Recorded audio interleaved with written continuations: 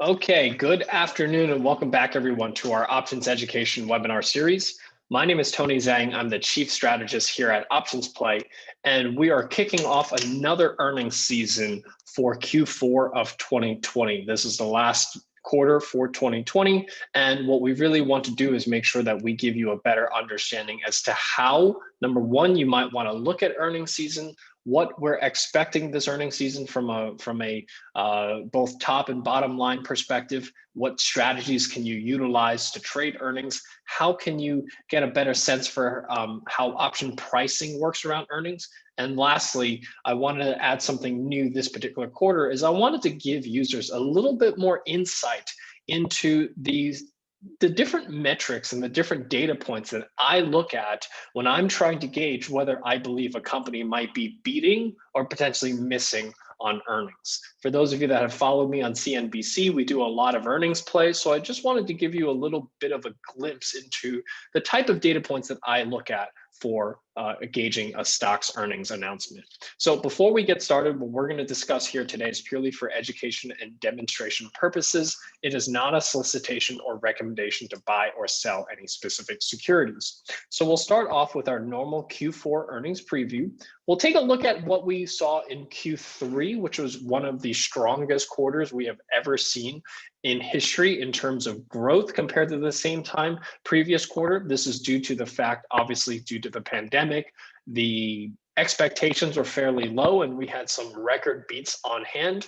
This month for Q4, our expectations are pretty high as well, partially because the bar has been set fairly low here, but early reports so far are pointing to a strong beat here. Then we'll talk a little bit about the option strategies that you can trade around earnings and how option pricing specifically around earnings shifts. What parts of the option premiums will shift? How can you factor into that when you're modeling that out, especially on an earnings announcement? And then, like I said, I want to share with you some of the metrics and data points that are important to me to look at going into an earnings announcement, hopefully give you some information that you can utilize the next time you're playing earnings to see if the ideas that you have largely line up with the data points that are available. And then we'll try to go through a few examples and try to open this up for Q&A here at the very end. So the primary, I would say, point that I want to help investors walk away from today's session is really understanding how can you research and trade the earnings season, but specifically with limited risk using options, because our earnings season provides a lot of volatility. You can try to capture or harvest that volatility by using options, but also at the same time, you want to make sure you reduce the amount of risk that you take. So my name is Tony Zhang. I'm the chief strategist here at OptionsPlay, and I want to share with you the insights that I use for the trade ideas that I present for whether it's to investors here and members here at OptionsPlay, or for those of you that follow me on CNBC. For those of you that don't know, I'm on a show every single Friday at 5:30 p.m. called Options Action on CNBC. And the fact that we're kicking off earnings season means that over the next 3 to 4 weeks, you're likely going to see most of the ideas that we're going to put out here on that show over the next 3 to 4 weeks will likely be earnings plays. So today, what we want to do is we want to talk a little bit about the type of strategies that you'll likely see me utilize on the show. It'll show you a little bit as far as the analysis that I would go into with each individual stock to see how they would perform. And those are the things that you're going to see here on the show. So you're going to get a little bit of a preview for what our expectations here for earnings seasons, for the upcoming earnings season. So taking a look at Q4 and what our expectations are. Before we do that, we're just going to take a look at what we saw last quarter. So because this year is the year of a pandemic, we don't expect the metrics to line up or grow from the same time last year. We saw a decline, but that's okay. We saw an 8% decrease in year over year earnings per share, but only a 0.4% decline in terms of sales compared to same time last year. I would say that if you look at that top line growth, the fact that sales is basically on par with what we saw for Q4 in 2019, that really speaks to just the strength of the recovery. A lot of investors asking how can equity markets be at all-time highs, exceeding the February highs? The reality is that when you mix what is, at the end of the day, still a relatively robust corporate revenue perspective with low interest rates and the quantitative easing we've seen across the board from the Fed, that's what adds up to the equity markets trading at all-time highs. The one thing I will say is that in Q3, 11 out of all 11 sectors beat the consensus on earnings. So we had a very strong earnings record here for Q3. 68% of all S&P 500s beat both top and bottom line, meaning they beat the sales expectation and they beat their profit or earnings expectation. This was a new record that has been set. 68% of all S&P 500 stocks. It usually averages about 37 to 40% of stocks will beat both top and bottom line. So the fact that 68% of them beat top and bottom line really speaks to the strength that we have seen in the markets. Now, the problem, or I shouldn't say the problem, but the one metric that I think is more important than how many stocks beat or what the percentage of beats that we saw was really how have stocks performed after those beats and how did stocks perform after those misses. Now, the previous quarter in Q2, one of the major issues that we saw with earnings was that stocks that beat earnings did not move much higher, but stocks that missed on earnings had a substantial move to the downside. Now, we still see some of that here this particular quarter, but it's not as pronounced. Stocks that beat on earnings moved just only about 30 basis points higher. So very small movement. So stocks that beat barely nudged higher here, 0.3%, and stock that missed certainly moved a little bit lower here, about 0.8%, but that's still relatively okay because last quarter, so right now, misses what was down about 0.8%. The previous quarter in Q2, the average miss moved 1.5% lower. So the fact that that last particular quarter, beats didn't particularly perform very well, but misses also didn't particularly perform that poorly. This is really, in my opinion, one of the most important metrics is to see how stocks perform going into earnings. Now, Q4 so far, we have seen in the early reports, which predominantly have been banks, the earnings have been extremely strong. We have seen almost 80% of companies beat both top and bottom line. So as I said, last quarter it was 68%, which was a record. Now it's very early in the season, so the 80% that we have seen that beat on both top and bottom lines is pretty much restricted to just banking stocks. That obviously was a relatively weak sector of the market, so we do expect higher percentage of beats in that particular side of things. But right now, we're still expecting a 12% reduction in earnings per share compared to the same time last year. So compared to Q4 of last year, we're expecting about a 12% decline in S&P 500 earnings compared to that same time. And the one thing that we need to remember is that last quarter in Q3, the macro data was improving substantially. So from July to October, during that time, economic data coming back were extremely strong. Employment data, manufacturing data, across the board, we were seeing macro data improving. But Q4 is really when macro data started to slow down and started to decelerate. So we are in an environment for Q4 where the macro data or the economic data was starting to slow down due to the rise in COVID cases that we saw during Q4. This is likely going to put a bit of a damper here on expectations here for Q4. But the one thing I do want to point out that is, from my perspective, important to remember is that banks, we had seen some record beats from banks, but the average bank moved about 4% lower on earnings compared to the S&P 500. This is a pretty severe underperformance that we started to see here from banks that had on paper, a record quarter here. So this might lead us to seeing more stocks that miss or even beat but not actually move any higher. So these are some of the concerns that I see going into Q4. Some of these sectors that we see that scan relatively well based on upward revisions in terms of the company guidance on sales and earnings per share are technology, materials, and industrials. These are the three sectors that are scanning relatively well.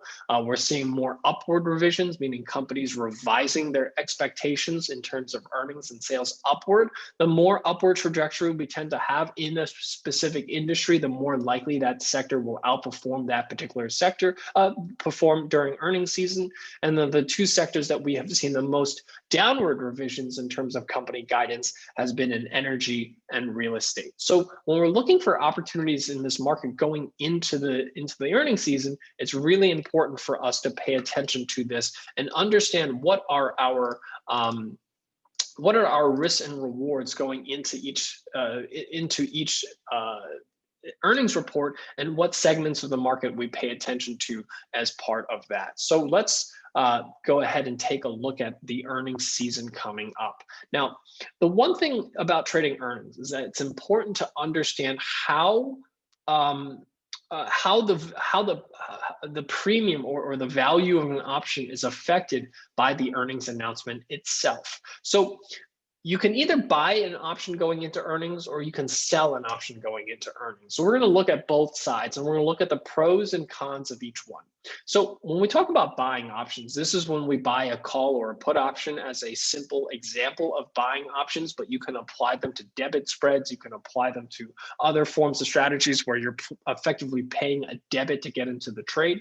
But whenever you're buying an option going into earnings,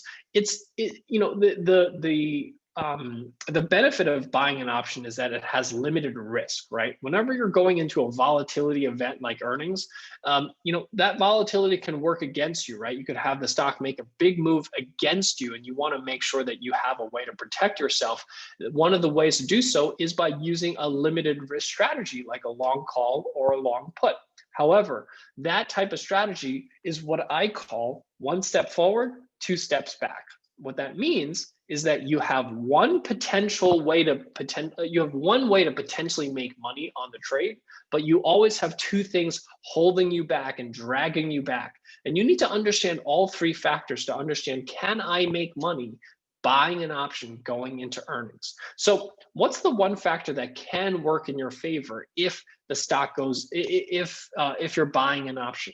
And that's if you get a large stock gain or loss on a beat or a miss. So for example, if you think a stock's going to beat earnings, right, and you buy a call option and the stock makes a big jump to the upside, that's the one factor that can potentially bring you a profitable trade on that earnings play. But in the backdrop of that, there are always two things working against you. First one is called volatility crush. This is really where the implied volatility of an option after earnings will collapse, because prior to the earnings event, there's a lot of uncertainty. So the implied volatility of that option naturally is elevated.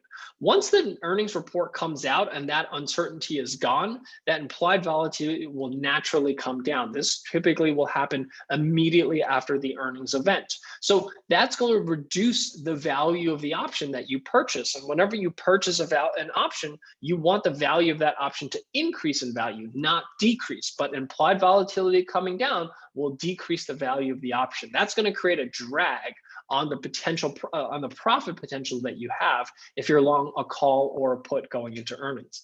And the secondary thing that's holding you back or dragging down your profits is time decay. Time decay of the call or put option that you own will also, again, reduce the value of the option that you own. So you have this one thing that can potentially work in your favor, while you have two things constantly dragging down the value of the option that you're purchasing. Does that make sense there, everyone? Please type 1 into the chat window if that makes sense to you, as to the three factors that are at play when you're trading earnings, and which two are working against you and which one can potentially work in your favor. And keep in mind, if let's say you think the stock's going to go higher, but instead the stock moves lower on earnings, then now you have effectively what is three things working against you. So that's really the risk that you're taking with buying an option, is that you, in a best case scenario, you have a big move that works in your favor with two small things dragging you down. In a worst case scenario, when the stock moves sideways or moves lower, then you basically effectively have three things working against you. So the only way that you can make money by buying an option going into earnings is if the stock makes a large enough move and the move that you've made overcomes the volatility crush and the time decay. So if you have, let's say, a small move, then that may not overcome the volatility crush and time decay. So you could get the direction right, but still lose money on the trade. Now, a lot of investors will say, well, that doesn't sound like a great recipe, right? Why should I ever do this? And it all comes down to the fact that if you're wrong on the trade, you have limited risk. Any of you that have followed earnings here over the past few quarters, you've probably seen some spectacular moves to the upside or spectacular moves to the downside. The question is, what if you're on the wrong side of that trade? How do you protect yourself? Well, when you're buying a call or a put, you are protected. No matter what happens, you cannot lose more than the value of the call or put that you purchased. Okay, so that's the one side of the coin when it comes to buying an option. On the flip side, you can also sell a premium or sell an option, and for this, you have two steps forward and one potentially massive step back. And I cannot stress enough that massive step back part, right? So what I'm trying to show you here are the flip side between buying and selling. What are the pros and what are the cons? So when you're selling an option, guess what? The two factors that were working against you before when you're buying an option, the volatility crush and time decay, those two things are always going to work in your favor. So you're always going to have these two things work in your favor: volatility crush and time decay.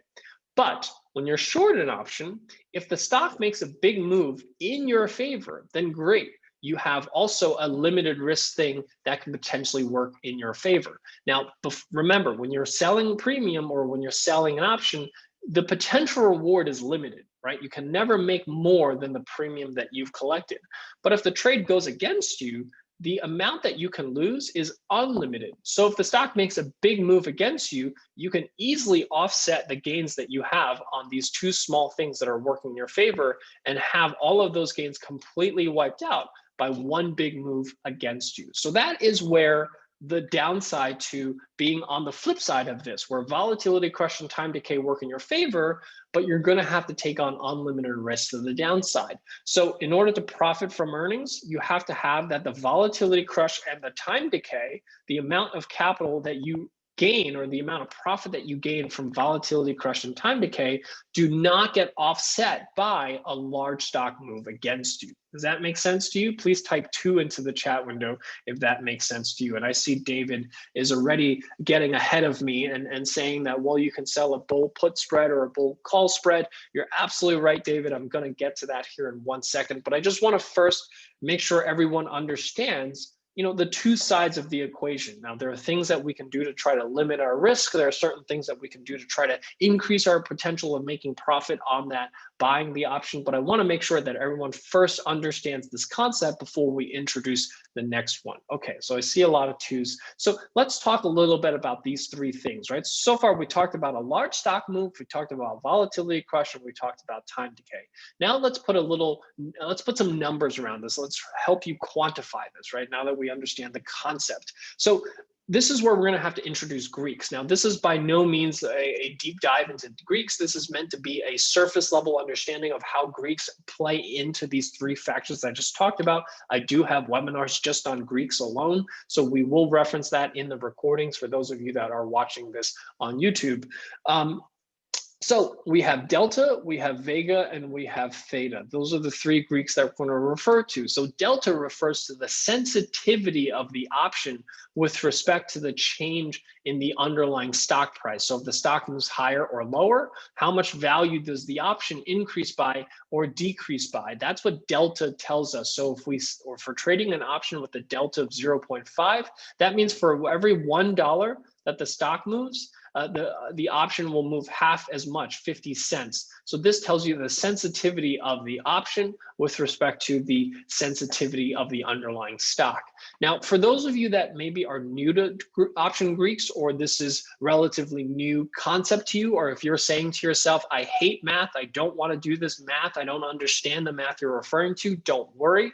The OptionsPlay tool does the calculations for you. You don't have to do this. I'm only teaching this to you just so you understand the concept. The second one is Vega, which is the change in the underlying price with respect to the change in volatility. This is the change in implied volatility, or the volatility crush that I'm referring to. So every single option has a Vega. Vega tells you how sensitive the option is to changes in implied volatility. So if you see an option with a Vega of 0.25, that means for every 1% in implied volatility change, the option will either increase or decrease by roughly 25 cents. And lastly, theta, which is the change in the price of the option with respect to time. That's time decay. That's the time decay we're referring to. So if you see an option with a theta of 0.1, that means for every single day you hold on to that option, the option will lose roughly 10 cents in value. So this is how you can quantify these three factors. If the stock makes a big move, how much do you gain or lose from that big move? How much should you expect to gain or lose from the volatility crush if you're long or short the option? And how much should you expect to gain or lose from time decay if you're long or short the option? But again, like I said, you don't have to know how to do the calculations. You just have to understand the concept of it. And that's really the most important part. So let's talk a little bit about the option strategies that you can trade. So before, we talked about buying a call or a put. Now, there are some major challenges with buying calls or puts, and it mostly comes down to the fact that you have volatility crush and time decay to work against you. And if you get the direction wrong, or if you get the magnitude wrong, you're going to lose money on that trade. You really need to have a big move. You really have to get the direction dead on, and it has to be a big enough move to overcome the volatility crush and time decay. So whenever we're trading a long call or a put, this is only suitable when we expect big moves in the underlying stock. So this is generally reserved for stocks that are more volatile, stocks that tend to have big moves. So you don't trade these big cap stocks like Coca-Cola or Pepsi. Those stocks usually don't have big moves. But if you look at, technology stocks, if you look at pharmaceutical stocks, if you look at energy stocks, if you look at anything that's more volatile, those are the types of stocks that are more likely to have those big moves. So I think the best call that I made last quarter on this was Snapchat. Snapchat made a big move to the upside as a result of earnings. That's an example of one where you could potentially have used a call option to do this. Now, when you use a long call or put, you have unlimited profit potential, but you are putting a fairly sizable amount of capital at risk when you just outright buy a call or a put. But the upside is that you have unlimited profit potential on that strategy. Now, for the stocks where perhaps you don't think the stock's going to make a huge move, you don't think the stock's going to make a big move like a big cap stock, maybe Apple, Microsoft, Amazon, these types of stocks, you know that they're going to maybe outperform or underperform, but usually in the 3 to 5% realm, that's when you might want to use a debit spread. This is when you expect more of a modest or slower move. This has a limited profit potential, but you're going to put a smaller amount of capital at risk. So if you're wrong, you're risking less as a percentage of the underlying stock price. And I'm going to introduce another one because we talked about the strategy earlier. We talked about it, the time spreads, calendar and diagonal spreads last week. So I'm going to introduce this as an alternative. You might see me or Mike on CNBC over the next few weeks use one of these strategies. A diagonal is a time spread where you expect more of a modest or slower move. This also has limited profit potential and generally puts a smaller amount of capital at risk and really allows you to play around with volatility as well when you're trading a time spread, because you're long a longer dated an option, but you're short a shorter dated option that can really help capture some of that volatility crush. So a diagonal spread usually will offset some of the volatility crush compared to a debit vertical spread. So a risk profile similar to a debit vertical spread, but has slightly less volatility crush than that debit spread. Now, one of the questions that I get asked a lot from investors is how far in advance should you enter a trade before earnings. The rule of thumb that we generally have is actually entering the trade fairly close to earnings and exiting relatively after earnings as well. You generally, for an earnings play, you don't want to hold on to it for too long. But each one you might make some modifications to this rule, but this is the general rule of thumb that we have for most earnings plays. You certainly don't want to enter an earnings play 3 weeks before earnings. You want to enter it just the day of or perhaps the day before for most earnings plays. And most of them, you don't hold on to them for substantially longer than 3 to 5 days. On the flip side, on more neutral strategies, this is for when you expect the stock is not going to make a move at all. And there are lots of examples where on earnings, the stock just stays put. It doesn't move a whole lot. For those, you might want to use different strategies, such as selling a credit spread, shorting a call or put vertical. This is a strategy that I actually use quite a bit on earnings, especially in the current market environment where we're not seeing stocks that beat make a big move to the upside. We're seeing much more muted moves. This is really where we can take advantage of selling premium, but doing so in a way with limited risk. That's what David was referring to here before. So selling a credit spread gives you limited profit potential, but volatility and time decay works in your favor. But the one thing about the strategy is that you do generally put on a larger amount of capital at risk compared to what you can potentially make in profit potential on that strategy. So for those reasons, credit spreads suitable for when you have a mild directional view on an underlying stock or ETF. You generally have a slightly bullish or bearish view, or you have a view that the stock is going to beat or miss. So beats, you want to sell put credit spreads. Misses, you want to sell call credit spreads, which still has a directional factor to it.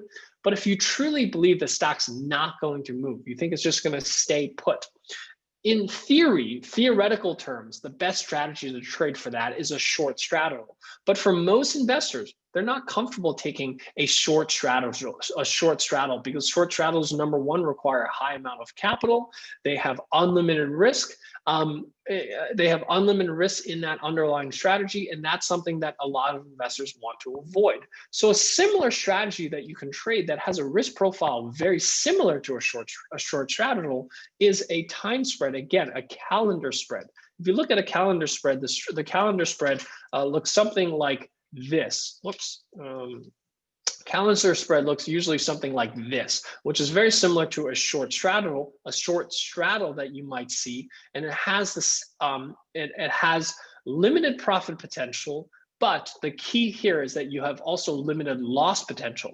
When you short a straddle, you have unlimited loss potential, and it requires a high amount of capital. When you trade a calendar spread, the debit that you pay for the calendar spread, that's the most that you can risk. So you're actually putting a relatively smaller amount of capital at risk compared to most other strategies. But just like the other strategies that we talked about here before, generally speaking, when you're trading these types of strategies, you'd want to enter them 1 to 3 days before earnings, and you generally want to be out about 3 to 5 days after the earnings announcement. You generally do not hold on to these strategies for very long. So that just gives you a sense for the different option strategies that you can use in your toolbox in order to trade earnings, depending on what your overall view of that stock or ETF. I'm sorry, whether that stock is going to miss or beat on earnings, whether you think the stock's going to make a big move or a small move. And I see a question here from Richard, and this is something I want to address, which is really, what's the time frame for these types of spreads? Generally speaking, you want to trade earnings.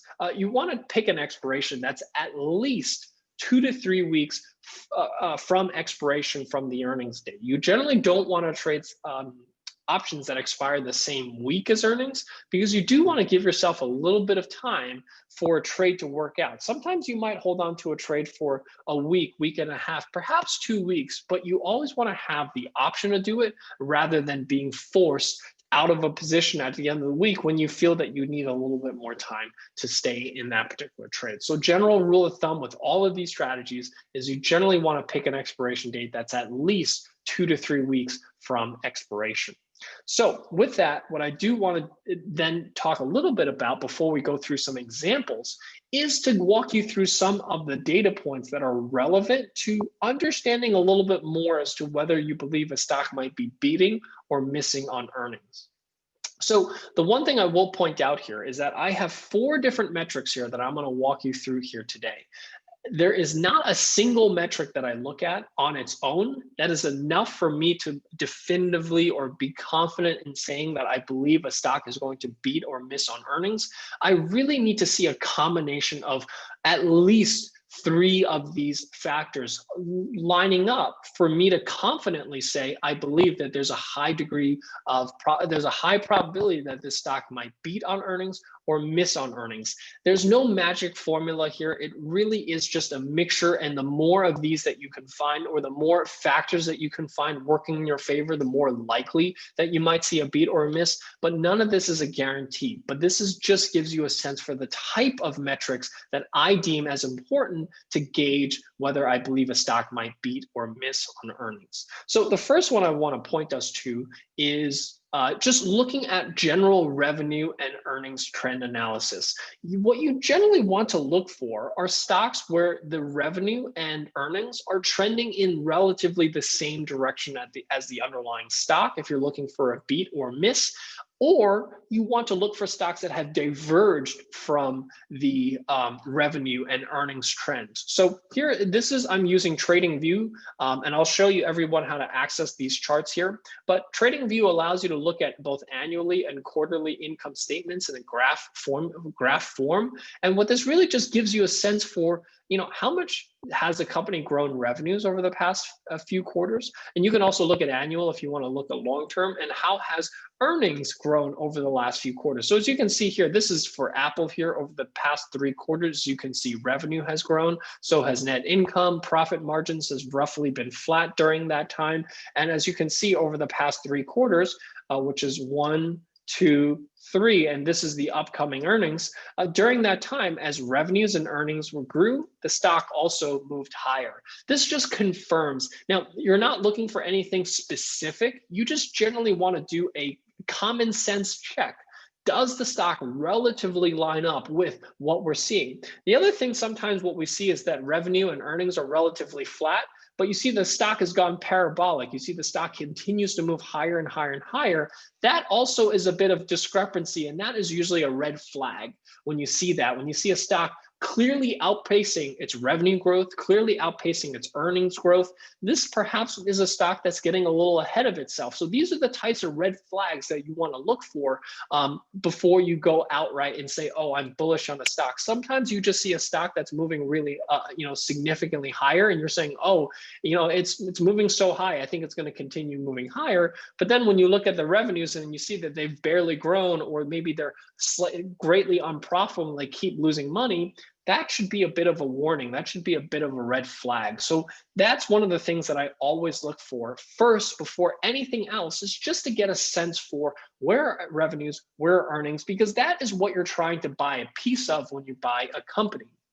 The other thing that I also look at is really, has the stock outperformed its previous earnings estimates, or its the analyst estimates? And the great thing about TradingView is they have these really easy to read color-coded dots. If a stock beats on earnings, you get these green dots. If they miss on earnings, you get these red dots. So you can see over the past few quarters, has the stock been outperforming the analyst expectations? Generally speaking, we tend to find that stocks that have a pattern of beating analyst expectations generally tend to continue that. And stocks that continue to disappoint or miss on earnings expectations will likely continue that as well. And many times, analysts takes a bit of time to come back around. Sometimes you see stocks that miss on earnings, maybe the past 3 quarters, but last time it beat on earnings. A lot of times you might see another beat back to back. So those are some of the things that we tend to look for when we're just doing that trend and revenue analysis. What you're generally trying to see is just, does the stock line up with what they're growing in terms of revenue and sales, or is there a large discrepancy? Large discrepancies mean potential opportunities, and they also could potentially mean red flags. So those are some of the important things that I look at right off the bat when I'm looking for an earnings expectations. And I will put up this chart, this link here on your screen. For those of you that want to set up a TradingView account to set up these things, you can click on that link on your screen to set up a TradingView account. The second tool I want to show you is Estimize.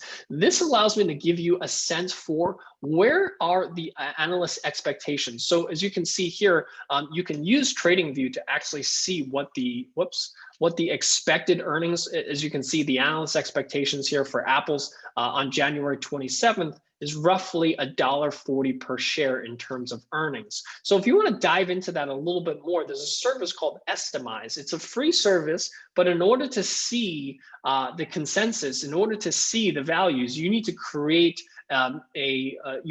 your own estimate in order to see the data. So you have to contribute to the data before you can see the data. You can pay to just get access to the data as well.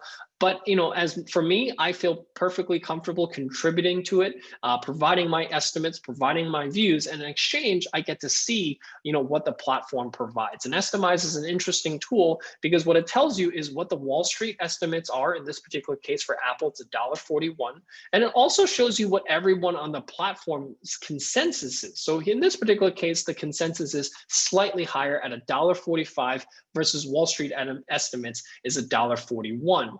Now, I tend to find that stocks where the estimate or the consensus is significantly higher than Wall Street consensus, when the Estimize consensus is greatly either higher or lower than Wall Street consensus, that's really where you also have a higher opportunity of a beat or a miss. In this particular case, when the consensus is relatively close to the Wall Street estimate, from my perspective, that's less likely to see a big beat.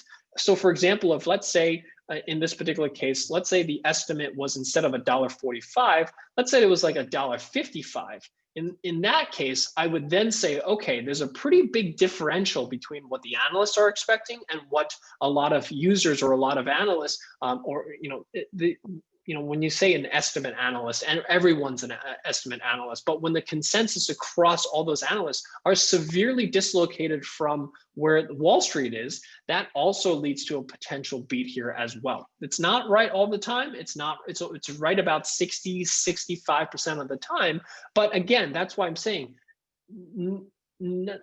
all of these metrics, on their own, is not enough for you to go off of that data and say, oh, I believe the stock's going to make a big beat or a miss. But when you see a lot of these things line up all at once, that's really where you can start making a case for, I think I have a pretty high probability of the stock moving higher. So Estimize is one other service that I use to get a sense for consensus and where the market is compared to that consensus. And then what I also look at is relative strength. This is a very important thing that I look at, is how is the stock performing against its sector going into the earnings announcement? We tend to see that stocks that beat on earnings tend to outperform the broader markets, or the stocks that miss tend to underperform their sector going into an earnings announcement. Again, this is not a for sure thing, but when I can see a large estimate consensus that's away from analysts, and I see that the stock is outperforming the broader markets, I see that the revenue growth is largely in line with the stock's growth.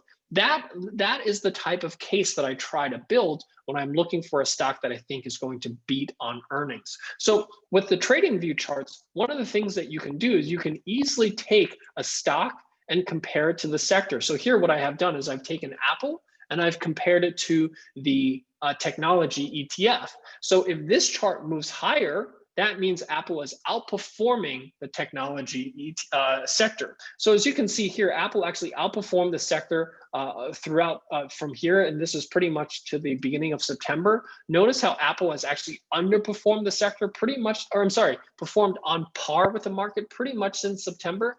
And only in the past couple of days, Apple started to come back to life a little. So if this starts to continue over the next few days, so Apple reports on January 27th, which is 6 days from today, if I start to see this accelerate to the upside and potentially make a new high, that could also be, one of the things that I look for going into earnings. Now, a lot of investors ask me, how do I look at relative strength, or how do I look at a chart against each other? Again, that's where TradingView really comes into play, because you can type in any symbol. All you have to do is type in the symbol, type in /, type type in the sector that you want it to compare it to or the market that you want to compare it to, and will instantly create one of these relative strength charts. That's one of the things that I use very heavily as part of my TradingView chart. So I just sent a link for everyone if you want to sign up for an account and use the same type of analysis. And lastly, there's always fundamental analysis on the company itself. I think that's just a given, but we also should want to take a look at just the industry itself.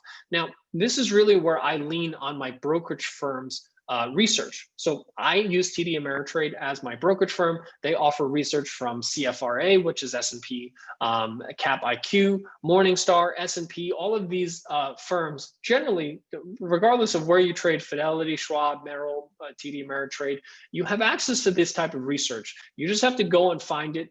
But most of these stocks will provide not only fundamental research on the underlying stock, but also fundamental research on the underlying sector or industry. You generally want to look for stocks that are outperforming its sector, but the sector is also outperforming the market for beats. And then if you're looking for misses, you want to find stocks that are underperforming its sector, where the sector itself is also underperforming the broader markets. So that's why, that's how you can increase your probability of finding stocks that are likely going to beat on earnings and stocks that are likely going to miss on earnings. Now, this is really where a lot of different, depending on where you trade with, you're going to get different resources. But this is part of why I prefer to trade at one of the major brokerage firms and not one of the super discount firms, because a lot of the super discount firms do not provide this type of research as part of your brokerage services. So I find it extremely valuable when I do my research on underlying stocks to get a sense for the fundamentals of the stock,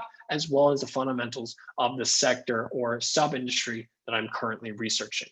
So those are the 4 primary data points that I always have to check off if I'm going to be presenting an idea on CNBC, or I'm going to present an idea to our members for earnings, especially if I believe a stock's going to beat or miss. These are the data points that I'm looking at on the background to make sure that these things roughly line up and there aren't any huge red flags on this particular front before I put out an idea for earnings. And lastly, I always use our earnings calendar. We've recently made some changes to our earnings calendar for this earnings season that makes it a little easier for you to navigate. Now, for anyone who's ever looked at an earnings calendar, in the bulk of earnings season, which is predominantly next week, the week after, and the week after that, those 3 weeks, that's where about 60 to 70% of all S&P 500 stocks are going to be reporting over the next 3 weeks. And when you look at any given day, there are usually hundreds of stocks that report.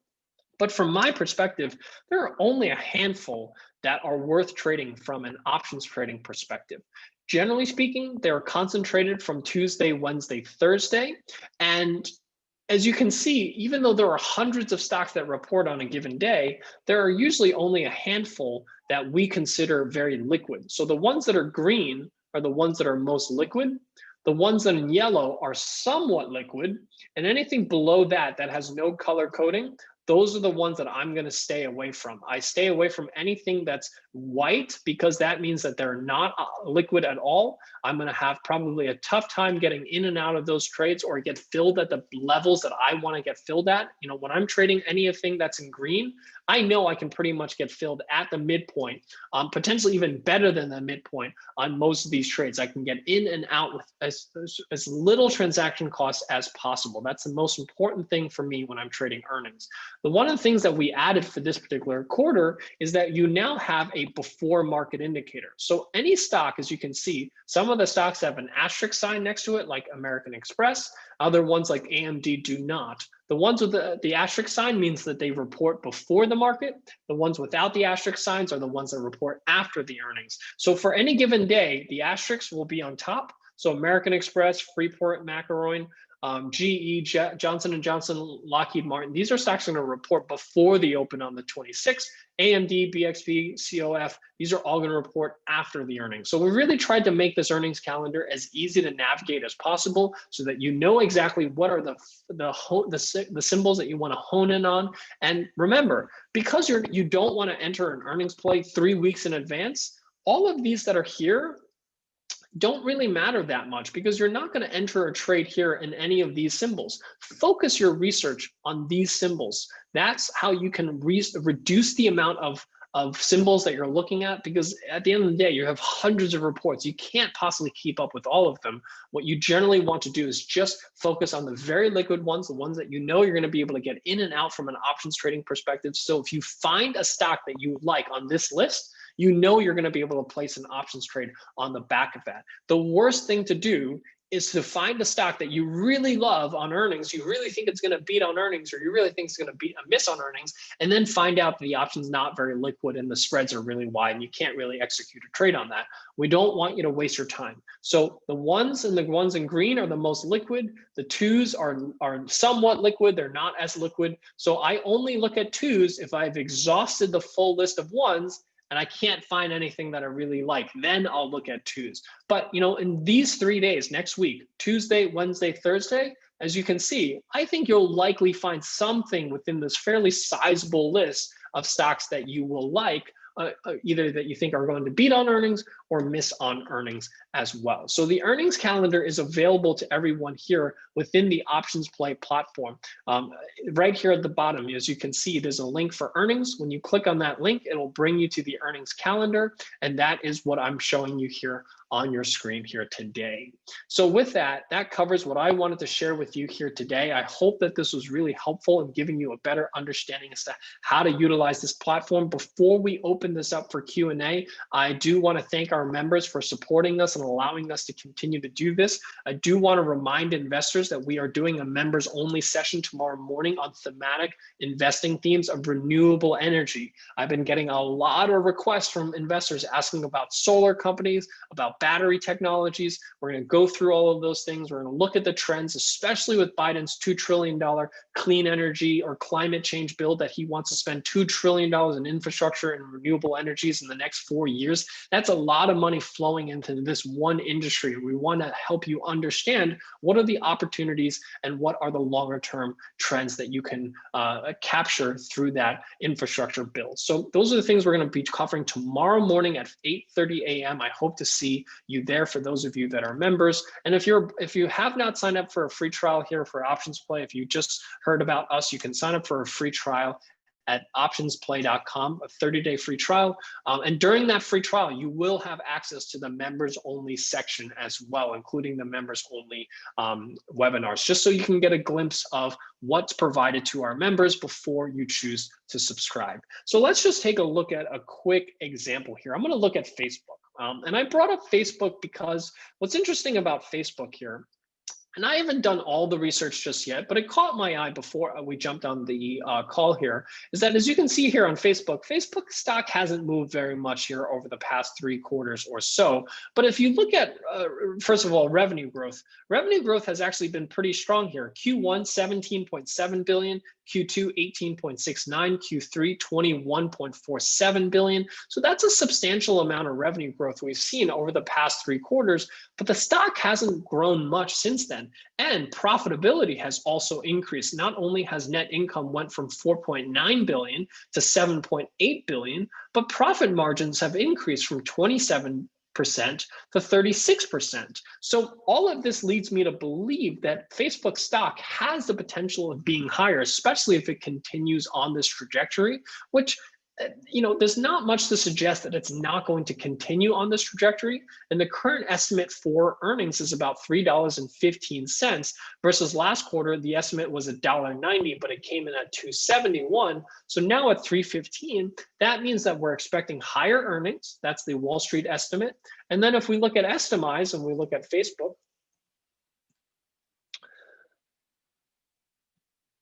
so I haven't actually submitted an estimate for Facebook just yet. So let me submit an estimate real quick here. Let's say 27 billion here. So let's take a look. So the Wall Street estimate is 3.15. The estimate consensus is 3.24. So a little bit higher, not much. This is not exactly, in my opinion, this leads me to believe that you might get a small beat here.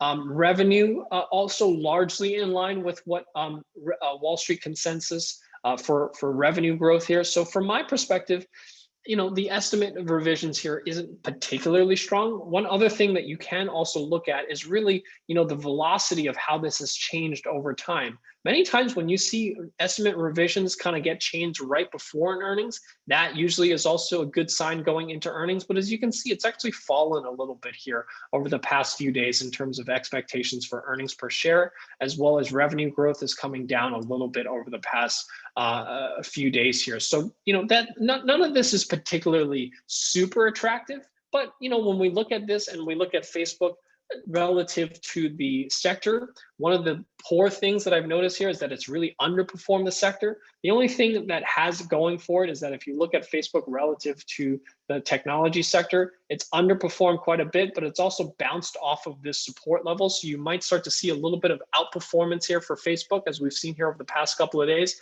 Maybe you think that's going to continue.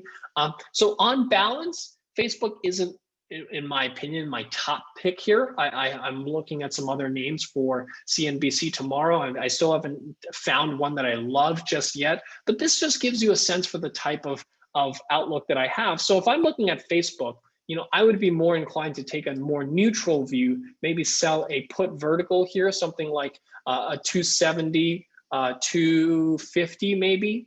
Collecting $7.95 for a 20-point spread. That's about 40% of the width. That's one way I can play this. Another one I can do this is take a diagonal, a long call diagonal, where I might buy the maybe the June or May and sell the February. I'll buy the 275 or 280 maybe. Slightly out of the money, and then sell a higher strike, maybe I usually try to sell about a 30 delta or so maybe a 295, something like that. That gives me a risk profile similar to the debit spread, as you can see, but I'm risking roughly the same amount of capital, but this is going to have a little bit more, a better return on that volatility crush. So one of the things that you can do is you can use the P&L simulator, simulate where you think the stock's going to go, but also you always want to simulate the volatility crush. So this slider here at the bottom is our volatility crush. This tells me how much premium I should expect to collect on the premium or how much volatility will affect the value of my option. The time slider will tell me how much time decay affects the value of my option. And the price slider reflects how much the change in the underlying price will change the value of my option. So this allows me to play around with all of these different variables that affect the value of my option. And given the outlook that I might expect on Facebook stock, maybe I think the stock will get back into the 285 zone, get a sense for how that's going to benefit my outlook on the underlying stock. So with that, that just gives you a sense for how you can utilize the tool to look at opportunities that you might find and model what options may look like post the earnings event, depending on whether the stock moves in your favor or against you. But you want to remember, you always want to factor into volatility crush. I always drag that implied volatility slider slightly lower just to model the fact that volatility does have an effect on the value of your option post the earnings event. So with that, thank you so much. At this point, we'll open this up for Q&A. We have both a chat window and a Q&A window. If you could please bring up your Q&A window, which is at the bottom of your screen, I will be answering questions out of just the Q&A window there. So let's take a look. Atif is saying all option types, call, put, and debit spreads calendar are tools in the toolbox. If you don't mind listing pros and cons of each strategy for events earning, when to place them. So Atif, I actually have done a strategy session with Tom Sosnoff on just that. You can send us an email at info@optionsplay.com, or you can go on YouTube and find that video. I'll send you a link to our YouTube channel so that you can look that up, but we have built some of these strategy, I would say, sessions to help you better understand how to access them. So let me just give you the link to our YouTube channel.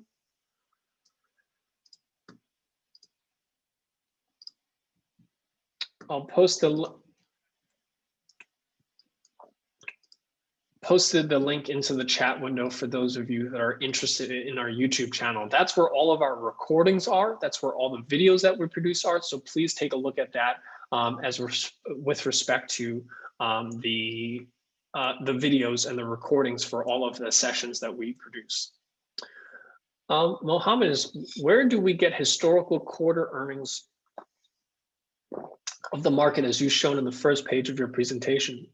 Mohammed, I don't know where you can get it. This is on the institutional research that we read, that we have access to. I don't know how you would necessarily get access to it, to be perfectly honest, but that's why we do these sessions every single quarter before the earnings season kicks off, so that you have access to this information before you start trading earnings. And so you understand where the market currently sits, what the market expects, and how the market has roughly reacted to earnings in the previous quarter. Weekly butterflies on both sides, long, short day prior to the high IV, then crush. David, I'm not sure I understand that question. If you don't mind rephrasing that, I'm happy to try to answer your question. Sid is saying, I understand call spreads well, but I'm having trouble internalizing how put spreads work. Can you suggest a good way to think about put spreads, please? So Sid, I highly recommend you to watch our YouTube channel. Look at, I don't know if you're talking about credit or debit spreads, but we have both. Pull up a video on credit and debit spreads. We cover both. They're really just mirror images of each other. So if you understand call spreads very well, that's just for stocks that you think are going to go higher. Put spreads are just the opposite, for those for stocks that you think are going to make a big move to the downside. But please take a look at the YouTube videos that we have.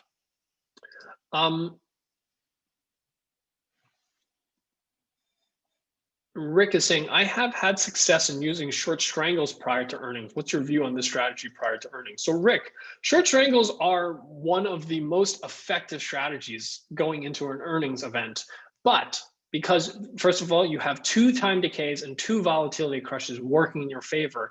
And what you're sort of doing is you're offsetting some of the risk here, because one side is obviously going to work in your favor. So Rick is saying, you know, shorting a strangle here, and you probably go a little wider here, something like this.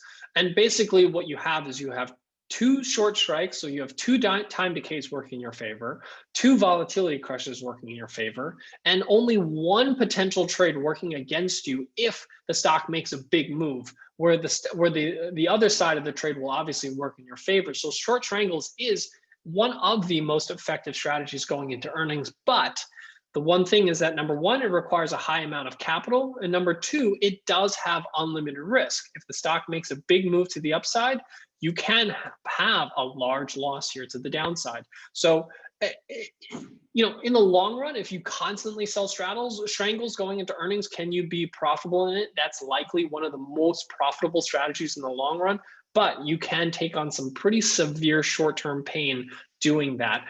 So you need to generally have a large amount of capital to short strangles going into earnings. How many days after earnings before putting cover call back on Apple? From my perspective, James, as soon as the earnings event is over, you can get back into selling cover calls. Krishna is saying, hi, I'm not getting any of the OptionsPlay daily play emails. So Krishna, if you don't mind, send us an email at info@optionsplay.com.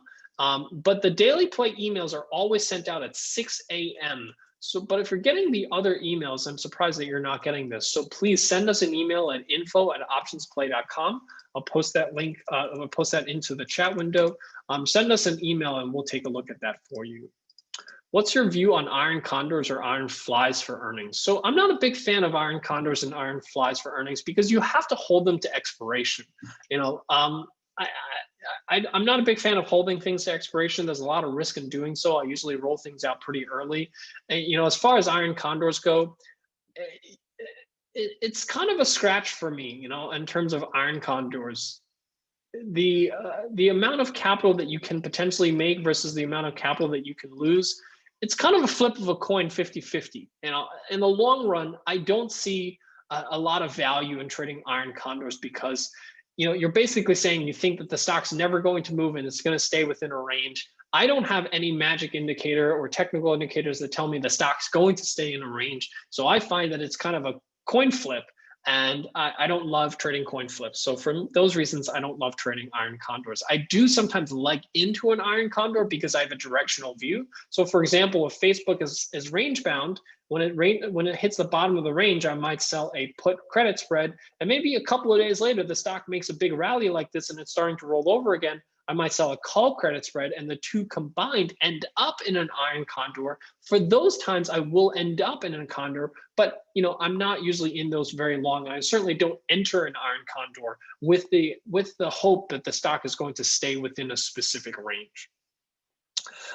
Tony, how do you look at PE ratio? How do you interpret that? So I'll be honest, I don't look at PE ratios too heavily. I only look at them in comparison to other stocks. So for example, I'm looking at Facebook, and Facebook is trading at 30 times earnings.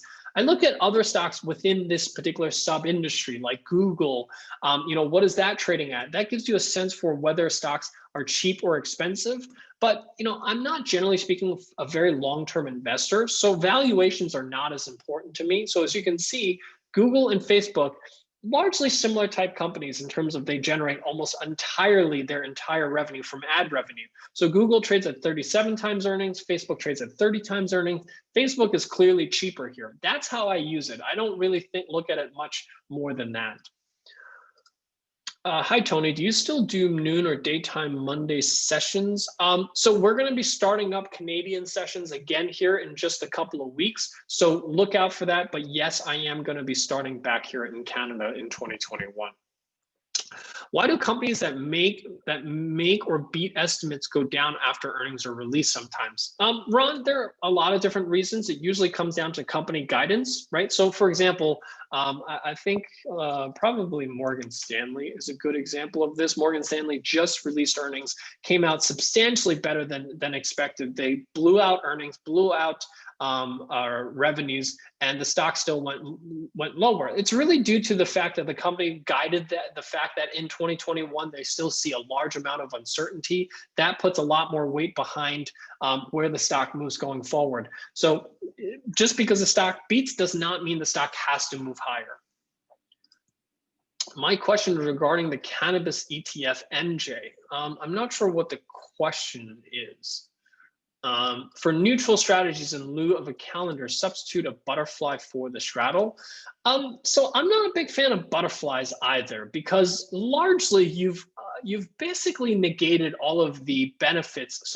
You've negated all the benefits of a butterfly by having to pay for those two wings here. So so for example, when I use a short straddle, the break-even point is between 67 and 82. That's a pretty wide range. Once I turn into a butterfly, the range is now between 73 and 76. So here I had about a $15 wide break-even point. Here I only have a $3 wide break-even point. It pretty much negates the whole point of a short straddle by trading a butterfly. So for those reasons, that's why I also do not like butterflies. Butterflies are basically a coin flip. It's a very low probability, low risk coin flip. And once in a while you hit it on the jackpot. It's like kind of winning roulette at the casino. You have a low probability win, but when you win a whole lot. And it's just not the type of trade that I love, because I certainly don't have some magic 8-ball that says, I think this stock's going to be at this exact price on this exact date, because that's exactly what you need to hit when you're trading a butterfly. I don't have that crystal ball. Maybe someone else does. Maybe someone else has some magic formula for that. But I'll leave it for those people to trade butterflies.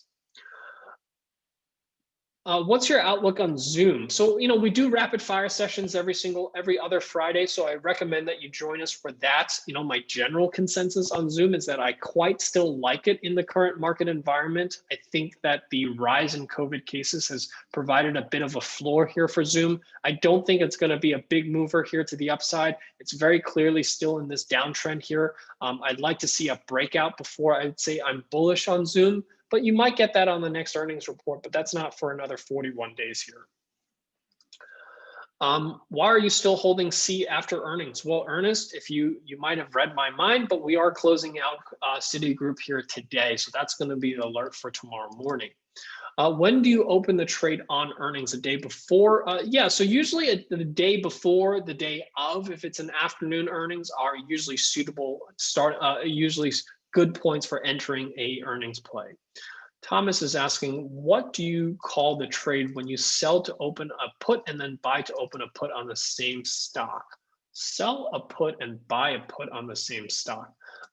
Yeah, so that would be a vertical. I just don't know if you're referring to a credit vertical or a debit vertical, but those are just considered put spreads. But you can either trade them for a credit or a debit. If you want to go to our YouTube channel, we actually have a video on comparing debit versus credit spreads that I actually just did fairly recently. So if you want to learn more about the differences between those two, Thomas, I highly recommend you to take a look at the YouTube video for that. Is there a way to display an earnings date on your charts? Yeah, so there's an earnings date on the bottom of every single chart here on OptionsPlay. You type in any symbol and you will see the earnings date here at the very bottom, which is down here. Whoops, right down here.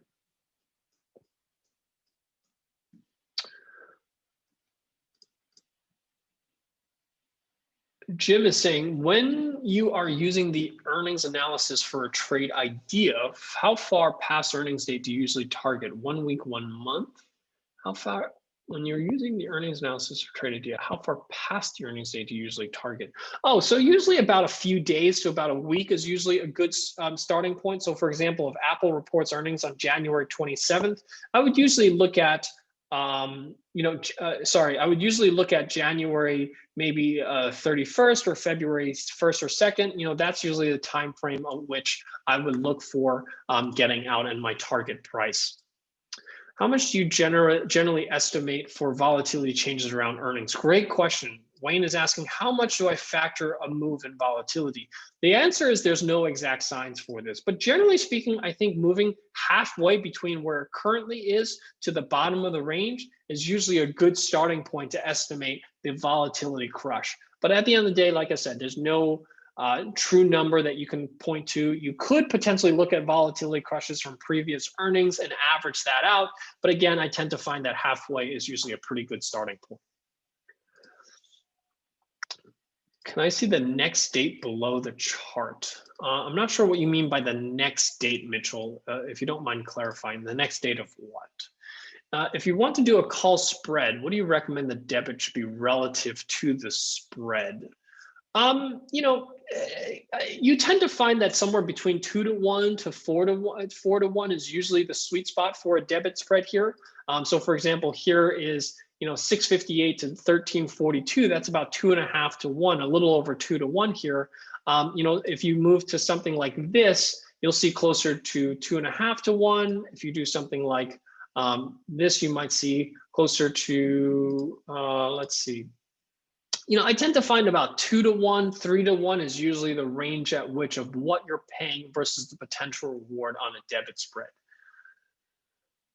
William is saying, can you comment on the OptionsPlay score? I believe 100 is the desired goal to be considered a viable trade. Does it make sense to tweak choice of strikes to get a better score? So here's the thing, right? You can tweak the strikes, and if you go from 104 to 107, the reality is that these are not that different from each other. What you generally want to do is just avoid really bad scores, if you will. But what you don't want to do is the difference between an 89 and like an 87 is basically negligible. What you generally want to first focus on is the directional view. Do you have the right directional view? Because the OptionsPlay score does not factor into direction. You have to have a directional view. The OptionsPlay score is unbiased to direction. So you have to first make sure that you're trading in the directional view, and largely, you don't need to optimize around the OptionsPlay score. What you just want to know is the OptionsPlay score below 80 or not, which is red. If it's below 80, that means the risk to reward is not particularly great. And what you'll generally find is that when you make changes to it, it's not going to jump from 79 to 103. That just doesn't happen. It just tells you that buying call options on Apple is relatively expensive, and it doesn't really matter which option you choose. They're all pretty expensive here. But the difference between 77 and 73 is fairly negligible. And it's just to give you a better sense for how to use this. Positive and negative Vega 2, please. Doug, I'm not sure if that's a question. If you don't mind phrasing that in a question, I'm happy to answer that. Alex saying, thank you for all the useful information. How do you choose your strikes on a call debit spread. So Alex, you know, the great thing is that the OptionsPlay platform does it for you based on what we teach, which is buying the 50 delta, selling the roughly 25 delta, and you can, you know, change the expiration date and we'll automatically adjust it for you. So if you want to change it to the Junes, we'll always buy roughly the 25 delta, the 50 delta, and roughly sell the 20 delta here for you. So OptionsPlay does it for you in finding the optimal debit spread. Can you recommend a group or company for futures trading that I can trade with? If you're referring to a brokerage firm that you can trade futures trading with, I would say Tasty Trade is one of the better ones that I could recommend. I'm going to be doing some education with Tasty Trade coming up as well on futures education. I just posted a link into the chat window if you want to open up a Tasty Works account. I think they do a great amount of education, and I will be doing some education with Tasty Works as well on some of the new futures products that are coming out.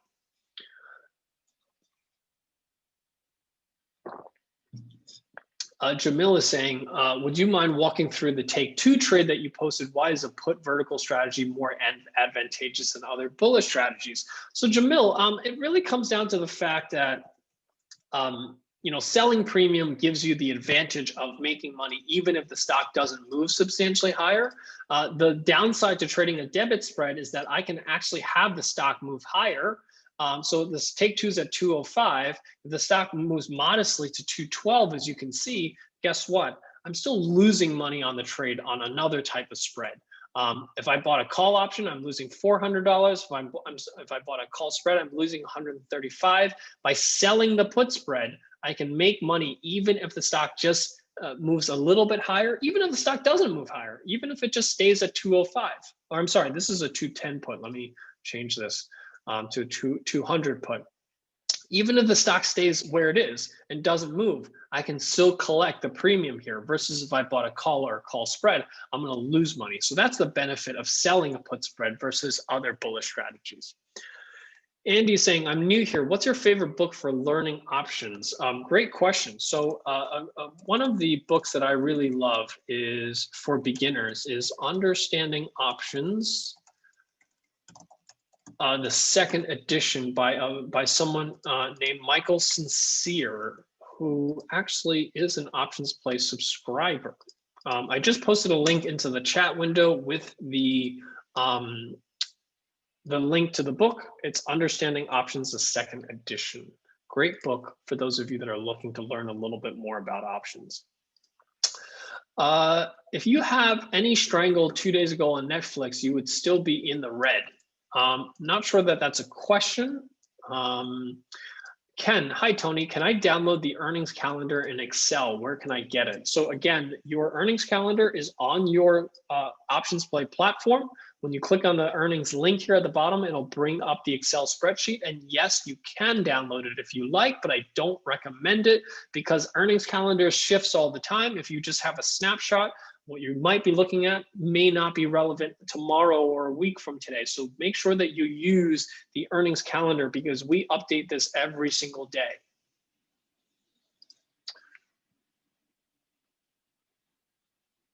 What's your view on 0-day to expiration options play on indices? Jag, it's the strategy that we call picking up pennies in front of a freight train. Jag is asking, what if I just sell options that are about to expire tomorrow or today? It has very little probability. It has very high probability of success. The answer is that, you know, you can do it. And this is something I'll show you here real quick, just to give you an understanding as to what Jag is referring to here. He's referring to selling something like this. And this is just me being a little creative here and saying this is what he's doing. I don't know that he's actually doing this, but something like this, as you can see, very high probability of profit. And this is doing something that expires just, let's say, in a few days. In this particular case, this is expiring tomorrow. If I sell a really far out of the money put here, you know, you have very high probability of success. A lot of investors kind of love this type of stuff. Let me just try to show you what this looks like. Here's an example of one. I'll sell the 1300 put, buy back the 2980 put. I'm going to collect $10, but I'm risking $1,990. And you're basically saying, I don't think NDX is going to get below 13,000 by tomorrow. So, I have a 99.91% chance of winning. That sounds great. Here's the thing is that you never know what can happen, right? And if you collect $10 every single few days, and maybe you trade a lot of, 10 contracts of this, and that's $100, whatever it is that you end up trading.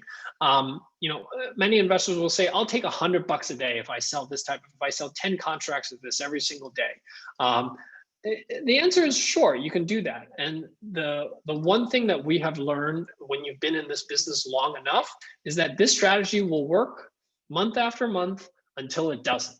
And you might collect $100 a day every single day, and then it just takes one day where you end up with that $23,000 loss, as you can see here. That's going to wipe out months, if not years, of previous gains. That is what is going to happen. It's not even if it's going to happen. It's a matter of when, not if. The second thing is that whether you become profitable long-term in this particular strategy is solely dependent on when you start the strategy. If you started the strategy in 2010, you would have been just okay. But let's say you started the strategy in January of 2020. The coronavirus sell-off would have destroyed the strategy week after week, and you would have tried to get yourself back to break even on these trades, and you would have been wiped out multiple times within just a few weeks. And for those, and the thing is that, on the givebacks, right, when the stock makes a big move to the downside, you lose $23,000. On the next day when you do it and the market roars back, guess what? You're not going to make $23,000 back. You're still going to make just $100 on that trade. So that's why this trade is what we call picking up pennies in front of a steamroller. If you were lucky enough to start the strategy in 2010, you might have been okay. But most people were not that lucky. People who started this in 2019 and early 2020 had their asses handed to them in February of 2020. So that's just sheer luck as to when you discovered the strategy and when you started the strategy. And I don't love trading strategies that depend on sheer luck in order to make money. So that's my view on that strategy. Neutral earnings outlook neutral earnings outlook, what strategies would you recommend? Tudor, this is something that I covered in my webinar. So if you I don't know if you missed it, but we actually have this whole neutral strategy. Short put vertical and calendar spreads are the two strategies that you would generally trade when you are neutral. How do you close your strangle? Jacques, if you don't know how to close a strangle, I recommend that you call your brokerage firm. They'll be able to walk you through. Each brokerage firm is a little different from each other, but most brokerage firms have a close button. You simply have to select your strangle, click on close, and it'll pre-populate a ticket for you to close your strangle. Derek is saying, someone else asked, but I don't think it was answered. Can you cover positive and negative theta? Sure. Positive and negative theta just tells you whether you're earning money or losing money each day. So positive theta means that you're generally earning money. Negative theta means you're losing money every single day. That's it. What percentage up or down do you take profits? Cal, that depends on the strategy. So I actually cover each individual strategy on my YouTube channel. So the rules are different for, debit spreads are pretty straightforward. You cut losses at 50%, start taking profits at about 75 to 100% gain.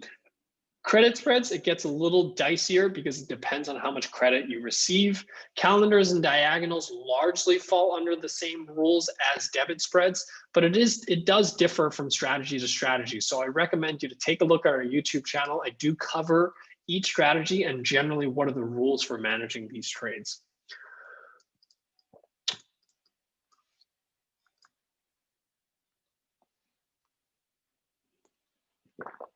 Would you protect the strangle with the stop loss trade? I don't believe in trading anything without a stop loss, to be perfectly honest. So I certainly would recommend that. but that's me. Not everyone does. I'm not the type of person that has time to look at my trading screens all day long. I put on a trade, I'll put a stop loss on, I'll put a limit order on. I know I'm protected on both sides. This way I can do my job and not feel stressed. I have to look at my screen every 5 seconds to know whether I've, need to cut my losses or move on. Do you use chart trend lines, waves, Fibonacci action to determine what you want to trade? Richard, I generally do not. I'm not a big fan of things that are subjective.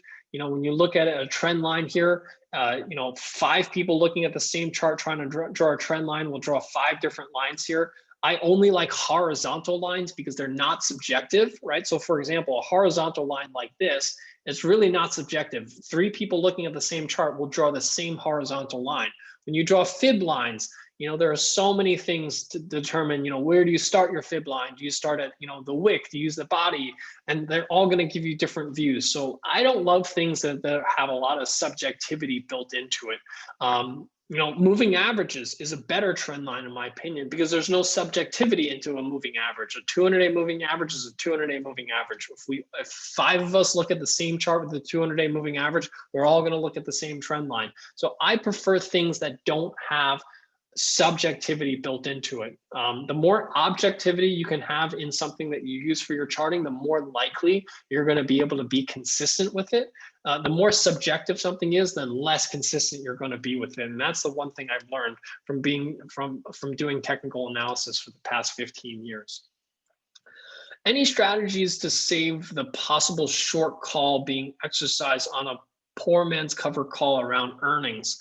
I don't know what you mean by how do you save something from being exercised. It's either going to be exercised or not exercised. There's nothing you have that you can control other than rolling your call. So we always tell users never hold your positions to expiration. So if you're approaching expiration about 2 to 3 weeks out, especially on a poor man's cover call, you want to get out of the call option and roll it to a later month to avoid exercise. That's the only way to avoid exercise, is to roll out your call 2 to 3 weeks in advance before expiration. Shrikant is saying, hey, Tony, I'm new to options and I am interested about debit spreads. I'm curious to know whether the option Greeks, delta, gamma, theta, and vega cancel out each other, buy side and sell side. No, they do not. They offset each other, but they certainly do not cancel each other. So they should not have to get impacted of implied volatility time decay. No, Shrikant, they offset each other, but they do not cancel each other out. The long leg is always going to have more delta, more gamma, more theta, more vega than the short leg. The short leg, because it's out of the money, will always have a smaller Greek value than the long leg on the debit spread.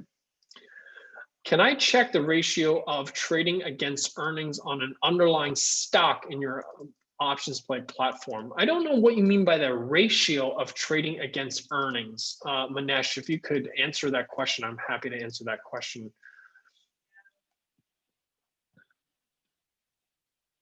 Do you consider a weak technical example fib rated 3 weak? Yeah, so Facebook is weak because look, this is Facebook compared to its sector. Look at how much it has underperformed the sector. That's why it's a weak stock. Facebook, even compared to the S&P 500, significant weakness in this particular stock over the past couple of months. This is largely due to the anti-monopoly rhetoric that we have heard from Facebook here. This is one of the reasons why it's one of the weakest stocks in the market. Is the I volatility a factor in your decision for transaction? Is the implied volatility a factor in the decision for your transaction? Yes, it is, Jock. I didn't get a chance to get into that because that gets into some more nitty gritty, but especially when there's a huge amount of high implied volatility, that may justify selling options. If volatility is extremely cheap, that may imply buying options. And especially when you have a large differential in implied volatility, that's when you might want to trade time spreads. But yes, implied volatility certainly is a factor in choosing a strategy. Tony is saying, how do you factor in a foreign stock's worth vis-a-vis foreign exchange? So Tony, a foreign exchange stock is already priced in US dollars when it's listed on a US exchange, so you don't have to worry about that. What you have to worry about is how much revenue they generate in foreign currency, and when they have to repatriate back, what type of FX risk they're taking. That gets into some really severe, so it's pretty deep analysis. So I don't know, honestly, Tony, how to help you on that, because unless you are willing to dig in, roll your sleeves up, and do the math yourself, I don't know how else you'd be able to factor that in. How far in advance of earnings date does IV increase? Barry, I would say that the implied volatility increases slowly over about a month's time going into earnings, and then it collapses instantly the second that the earnings announcement comes out. Mia saying, which week you select your strikes? How far out for put credit spreads?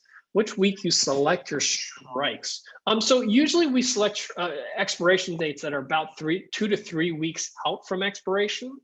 And as far as selecting your strike prices, if you're talking about a put credit spread, we always sell the 50 delta, which is the at the money put, and then we buy back the 25 delta, which is an out of the money call or put.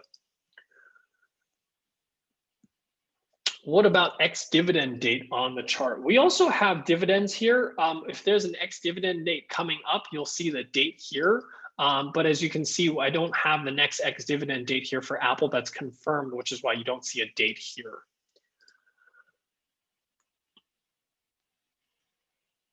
Totally missed your GM pick this week. So Dennis, we're adjusting our price here on that GM short put. I know that you could not have gotten filled at $2.90. I think the opening was $2.17 on that GM trade.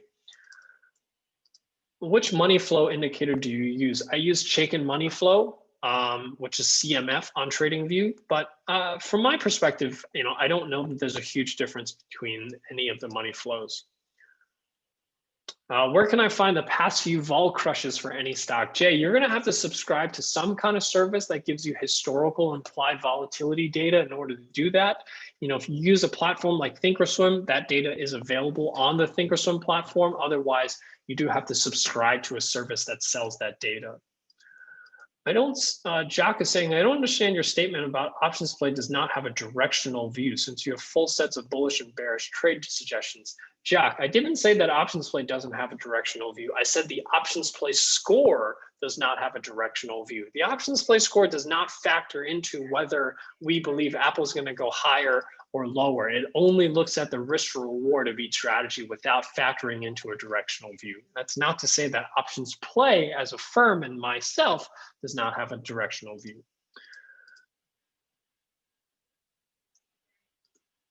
If option score is directional sensitive, then does not disproportionately affect straddles.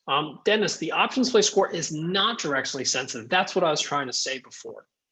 What are the factors that go into producing the OptionsPlay score? It is proprietary to us, but what it's telling you is really how much green is there in this particular chart, meaning how much potential is there for reward versus how much potential is there for risk, and how much reward is there and how much risk there is. So in this particular case, you can see a lot more reward than risk, but a higher probability of risk, because as you can see, there's a lot more, there's a little bit more red than green. So the question is, how big is the ratio between that red to green? The bigger the ratio in terms of green to red, the higher the OptionsPlay score. The smaller the ratio of green to red, the lower the OptionsPlay score. But it is a proprietary calculation that we use.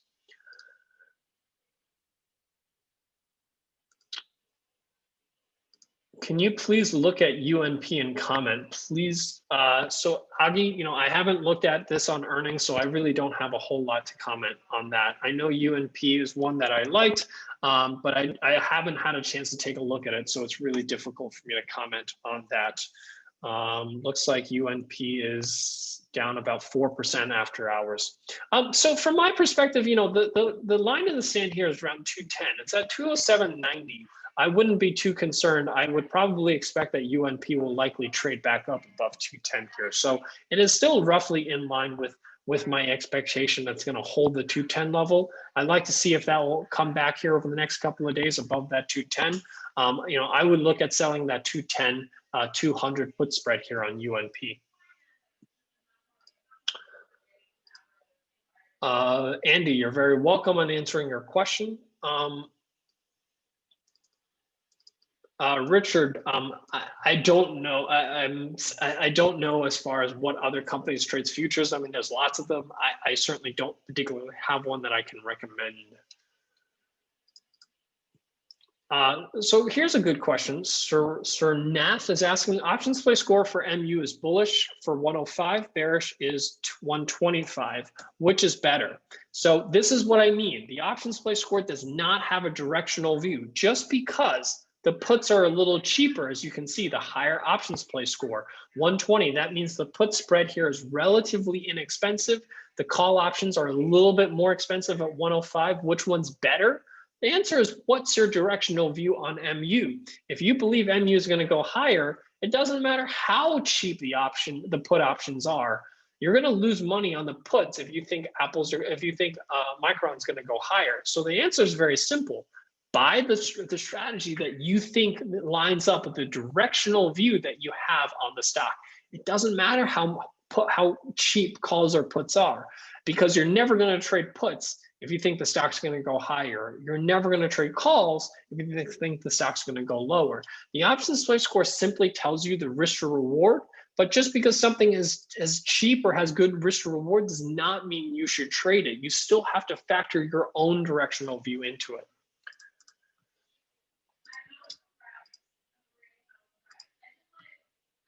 Eric, you asked, sorry, what strategy was that with huge risk? I don't know what you're referring to, so if you could refer back to which question that you're referring to. Can you please look at UNP? I think I just answered that question here. Jock is saying it was not how to close the strangle, but when after earnings. I see. Like I said, generally speaking, 3 to 5 days after earnings is a good starting point for closing your strategies here. But that kind of depends on what your views are. You could hold it closer to expiration. Each scenario is a little different, but generally 3 to 5 days after earnings is a good starting point. What is gamma used for? Gamma tells you the sensitivity of delta to the changes in the underlying price. So Juan, I actually have a video on YouTube for option Greeks. So if you want to learn more about gamma, you can learn about it using that YouTube video. Mike is saying, what best option strategy will you use if earnings is coming out in a week with high IV and the current trend is up? So, I would say that if you think that the stock's going to continue to move higher and the IV is very high, selling a credit spread is a good starting point, or trade a diagonal spread. Those are the two that I would generally lean as a starting point for something with high IV, trending higher that you think is going to continue trending higher. To use a stop loss on a credit spread, I absolutely do.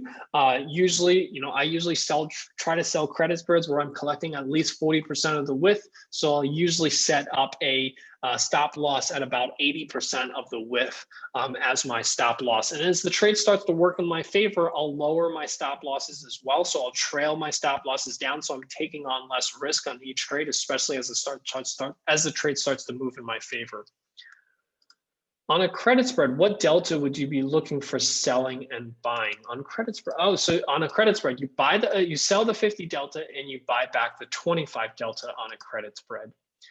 Mike is asking, market is so bullish and lots of people talking about a bubble, what option strategy is the best to trading SPY? Mike, that depends on what your views are. Just because lots of people are talking about it doesn't mean that that's what your views are. So if you think the stock market is going to somehow collapse, buy puts. Very simple. But just because we're in a bubble doesn't mean the markets are going to collapse, and bubbles can't, just because we're in a bubble doesn't mean the bubble can't get larger. Amir is saying, what indicators in trading view are you looking? So I use a 200-day moving average. I also use a envelope, a 20-day exponential moving average. I use an RSI, a very standard 14-period RSI, and I use a Chaikin money flow.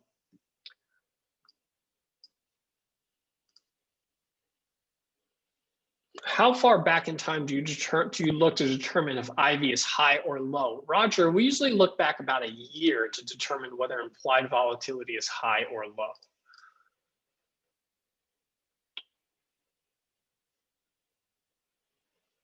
Why are you still in the PayPal trade than your best practices? Where is PayPal? It has not reached our take profit level. Our take profit level is 50%.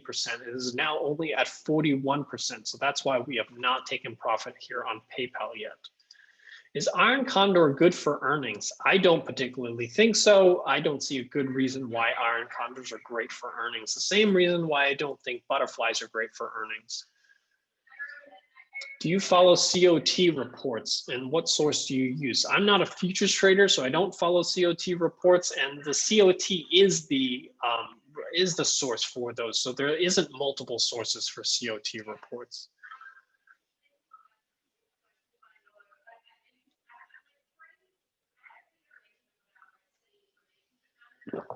A Tiff, your question about can you please explain rationale option spreads where one leg is $half and the other leg is full dollar? I don't know what you mean by $half and full dollar. If you don't mind clarifying. Junaid is saying, I bought Moderna using OptionsPlay score 112 a couple of days ago. So which score number is excellent to trade? Anything above 100 is a good OptionsPlay score, but the OptionsPlay score is only telling you the risk reward ratio. I mean, you still need Moderna to move in your favor in order to be profitable, but you have a relatively inexpensive option, which skews the probability in your favor when you trade something that's relatively cheap or expensive. Okay, so I've really tried to answer as many questions as possible. I couldn't get to all of them, but I really tried to get through as many as possible. But I want to thank everyone for taking the time out here this afternoon. I really hope that you guys find this useful and giving you a better understanding as to how to navigate earnings season. Hopefully this gave you a little bit of insight into how I look at these ideas and I present them on CNBC. What are the kind of the background information that I'm researching? And hopefully this gives you a little insight and some tools that you can use for your earnings plays as well. So with that, thank you so much. We'll send this recording to you as soon as we finish processing this. And I'll see you guys tomorrow morning at 8:30 in the morning, where we're going to be covering renewable energy companies. So really looking forward to that and hoping to see many of you there tomorrow morning. Thank you so much and have a great night.